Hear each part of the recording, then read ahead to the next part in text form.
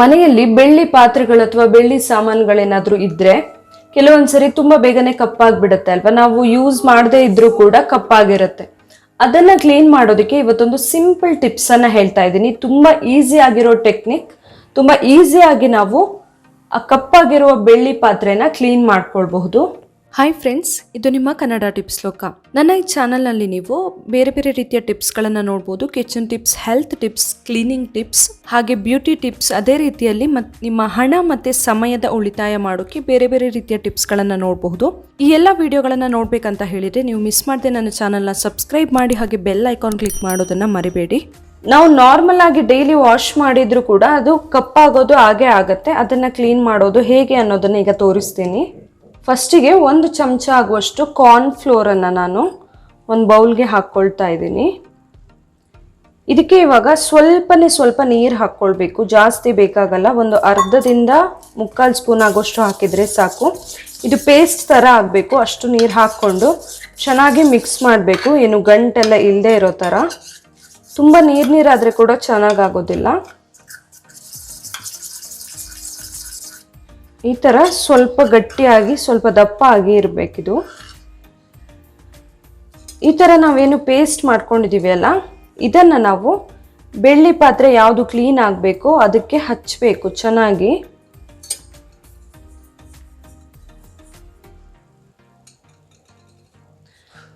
ಕೆಲವೊಂದು ಸರಿ ಏನಾಗುತ್ತೆ, ನಾವು ಡೈಲಿ ವಾಶ್ ಮಾಡಿದಾಗಲೂ ಬೆಳ್ಳಿ ಕಪ್ಪಾಗೋದು ಯಾಕೆ ಅಂದರೆ ಹಾರ್ಡ್ ವಾಟರ್ ಎಲ್ಲ ನಾವು ಯೂಸ್ ಮಾಡ್ತಾ ಇದ್ರೆ ಸೊ ಅದರಿಂದಾಗಿನೂ ಅಲ್ಲಲ್ಲಿ ಕಲೆ ಥರ ಆಗುತ್ತೆ, ಕಪ್ಪಾಗುತ್ತೆ, ಡಲ್ ಹೊಡಿತಾ ಇರುತ್ತೆ, ತುಂಬ ಶೈನಿಂಗ್ ಎಲ್ಲ ಏನೂ ಇರೋದಿಲ್ಲ. ಅದಕ್ಕೆ ನಾವು ಆವಾಗ ಈ ಥರ ಕ್ಲೀನ್ ಮಾಡ್ಕೊಳ್ಬಹುದು. ಇದನ್ನ ಚೆನ್ನಾಗಿ ಅಪ್ಲೈ ಮಾಡಬೇಕು, ಬೇಗನೆ ಹಚ್ಚಿ ಬಿಡಬೇಕಿಲ್ಲ. ಆದರೆ ಕಾರ್ನ್ಫ್ಲೋರ್ದು ಏನು ನಾವು ಪೇಸ್ಟ್ ಥರ ಮಾಡ್ಕೊಂಡಿದ್ದೀವಿ ಅದು ತುಂಬಾ ಗಟ್ಟಿಯಾಗಿಬಿಡುತ್ತೆ. ಈ ಥರ ಫುಲ್ ಎಲ್ಲ ಕಡೆಗೂ ಹಚ್ಚಿ ಇಟ್ಬಿಡ್ಬೇಕು. ಇದನ್ನ ಈ ಥರ ಹಚ್ಚಿ ಇದನ್ನು ಫುಲ್ ಡ್ರೈ ಆಗೋದಕ್ಕೆ ಬಿಡಬೇಕು. ಹೀಗೇನೆ ಇಟ್ಬಿಡಬೇಕು ಡ್ರೈ ಆಗೋ ತನಕ. ಇದು ಫುಲ್ ಡ್ರೈ ಆಗಿದೆ. ಈಗ ಇದನ್ನು ನಾರ್ಮಲ್ ನೀರಲ್ಲಿ ವಾಶ್ ಮಾಡಬೇಕು, ಮತ್ತೇನು ಆ್ಯಡ್ ಮಾಡೋದು ಬೇಕಾಗಲ್ಲ. ಬರೀ ನೀರಲ್ಲಿ ನಾವು ತಿಕ್ಕಬಹುದು.